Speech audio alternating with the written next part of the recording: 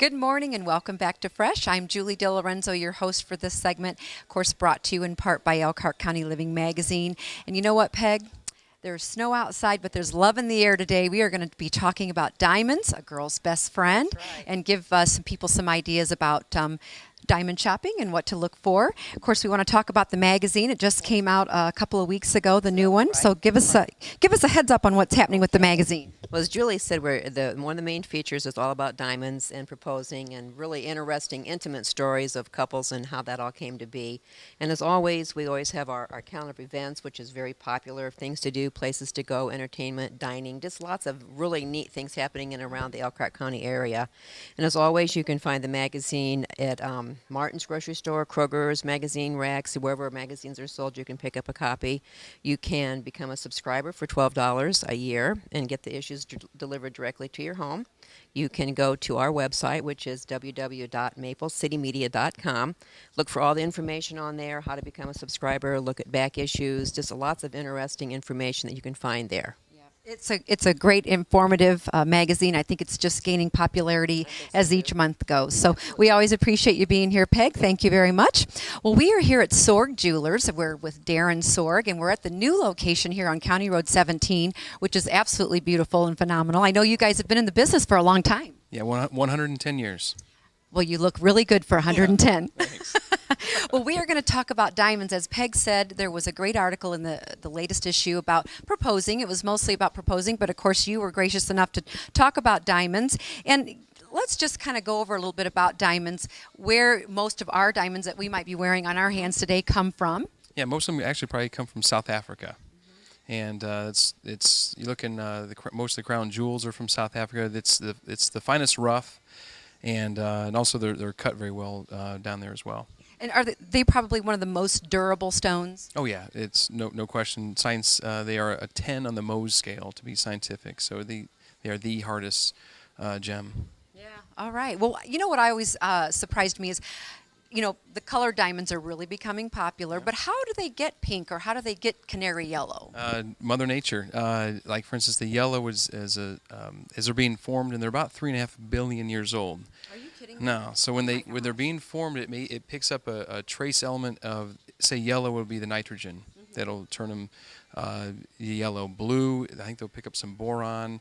And the other, I'm not quite sure the other gases that it picks up, but when those are being formed, it's pure carbon.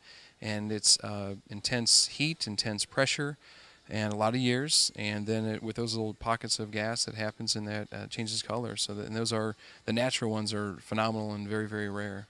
That's probably why they have a little bit more of a price tag on them, because they are rare. Well, one of the things that, you know, I've learned from years past, that when you're looking for a diamond, you want to consider the 4 C's. Sure. And let's go over those. Sure. First, you have carat weight, obviously size, and then you've got the color, which is the lack of color, warmth, and what have you. You have clarity, which are, some people think they're flaws. They're basically nature's fingerprint that put them there. Then you have the cut, and that's sometimes some people get that confused with the shape. It's not the shape. It's actually the cut is how each diamond is proportioned, whether it be round or princess or marquee, whatever else. So the cut is gigantic in the fact that it normally between 40 and 60% of the value is how it is cut in proportion, because you can have a similar carat weight, similar color, similar clarity, and it could be hundreds, if not $1,000 difference of the two because of how well it sparkles, shines, and all the, just the... I was just going to say is the cut is what gives it that sparkle more so than others. Yep, that's exactly right. So not necessarily bigger in diameter is better, because a lot of them might be deep, but if they're cut really well, they're just so pretty. We have one actually in our vault we use for training. It weighs a little over a carat, but it has the look and the diameter of a 3/4. Because it's a poorly cut diamond. We use it for training, and it's a price point diamond and a carat standpoint that if someone wants to think, well, I've got a carat, well, it weighs right, but it doesn't look right. Yeah. Well, and I think today's designs, too, they've really gotten creative with beautiful surroundings of the main diamond with like an illusion, which, as a girl, you're like, oh, that looks so big. But, it may not be. Exactly. Well, let's talk about what is still the most popular when you have couples come in and they're shopping or looking. Is it still the standard round that is the most popular? Yeah, round is the most popular. Second would be princess cut, which is a square.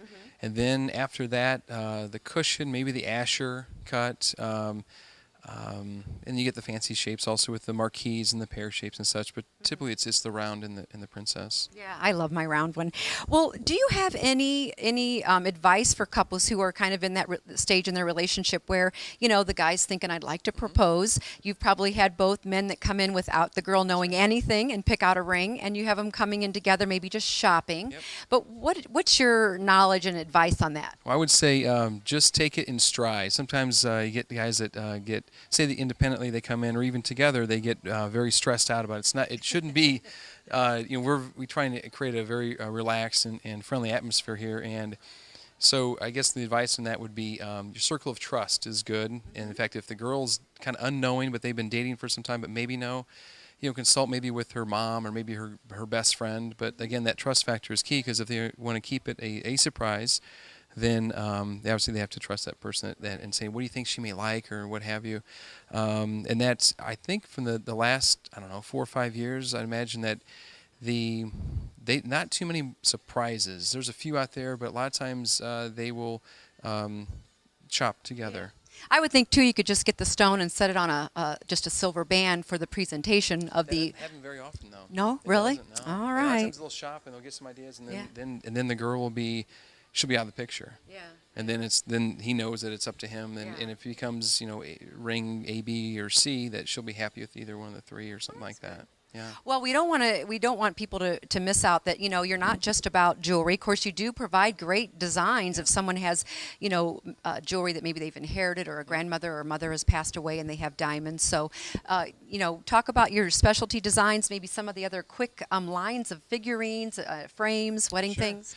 Regarding the custom pieces, or even just remounting them, sometimes I call them recycling, and going green in jewelry. In fact, that if you don't feel like you're wearing your jewelry as often as you would like, and because of the design, or maybe you did inherit some pieces and whatever else, and man, we can do some really fun pieces, and maybe not go the custom route. If we find something in case that may work, then we can look at some of the catalogs, and if that doesn't work, then we can obviously work with our master jeweler and really create something very, very special. Other lines that beyond the jewelry and such, gosh, we've got Waterford and Yadro figurines and willow tree angels and stainless steel bracelets and rings and stuff, kind of gent stuff. It's just an absolutely beautiful store, nice and big, nice and roomy. Again, it's here on County Road 17, Sorg Jewelers, the new location. Darren's the guy to come and see when you're looking for anything, gifts, jewelry, what have you. So stay tuned. We'll be back in a moment after this short break.